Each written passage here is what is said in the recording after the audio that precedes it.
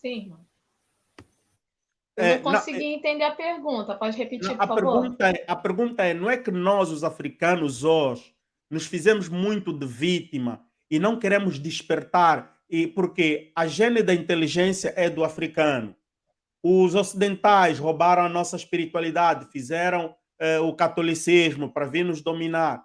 Então, o que é que nós estamos à espera para dar a reviravolta, assumir aquilo que é nosso e de cabeça erguida avançar, não é? Nos libertar de uma vez por todas?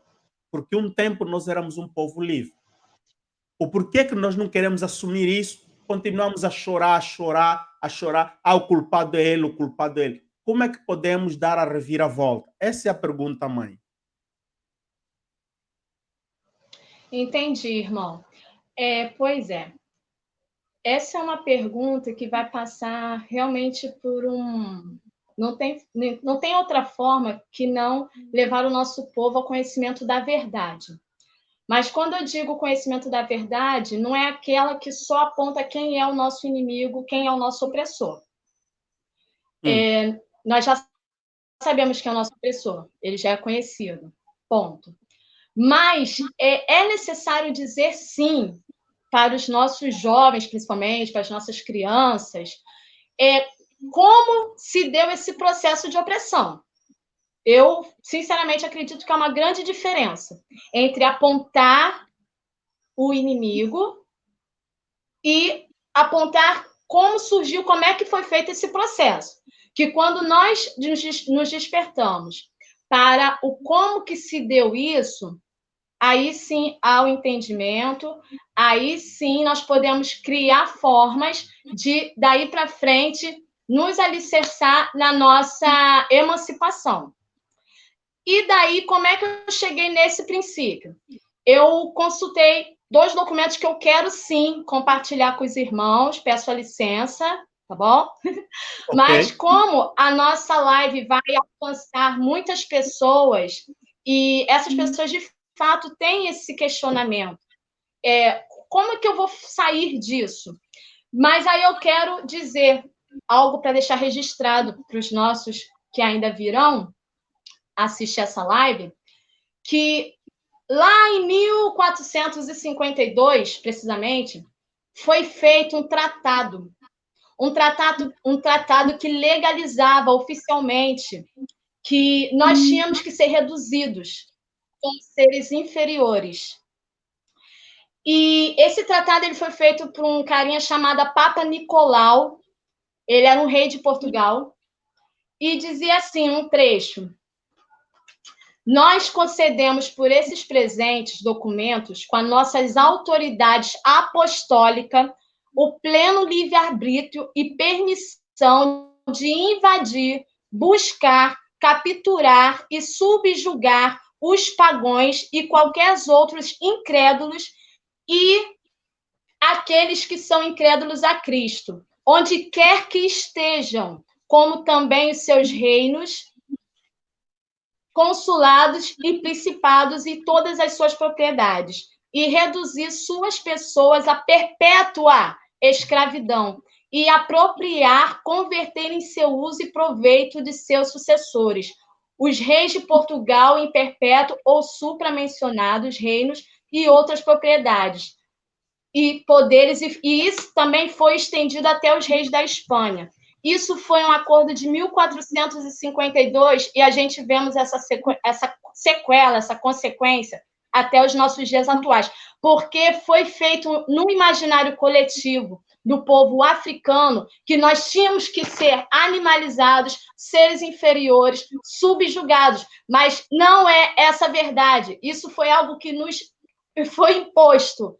Então, nós temos que nos despertar que essa não tem que ser a nossa realidade. Nós temos que buscar, sim, a nossa emancipação, a nossa inteligência emocional, a nossa autonomia e começarmos a criar formas de seguir em frente e resgatar os nossos princípios humanos, nossos valores, as nossas raízes. E isso só vai ser possível quando nós nos unirmos como povo, não diaspórico ou que estão no continente, não, como unidade. Porque isso é o princípio do Ubuntu. Nós somos um só. E aí eu acredito que a espiritualidade vem muito a colaborar nesse sentido. Porque eu vou pegar uma fala do irmão Lincoln, quando ele falou sobre a dualidade. E essa dualidade também foi trazida pelo catolicismo europeu, como forma de colocar tudo que vinha da África, tudo que era originário do continente africano, fosse visto como amaldiçoado. Então, tinha o bem, que era o lado da igreja, e o lado mal, que era todos os restantes pagãos que não acreditavam naquele Cristo que era imposto. E com isso foi feita toda a divisão.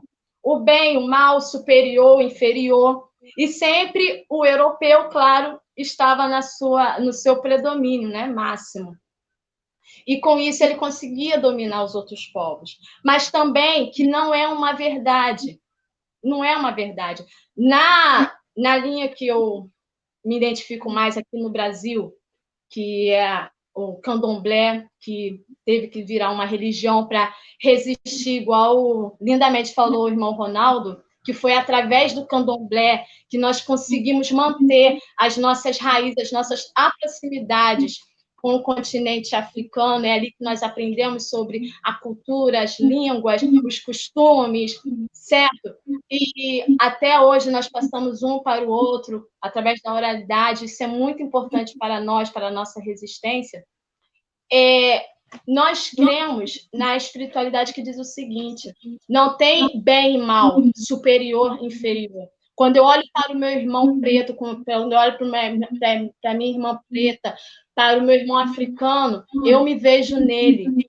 Porque a ideia do outro também foi algo trazido pelo colonizador, é o outro. Eu sou superior a ele. Tá entendendo? Então, o meu irmão não é o outro.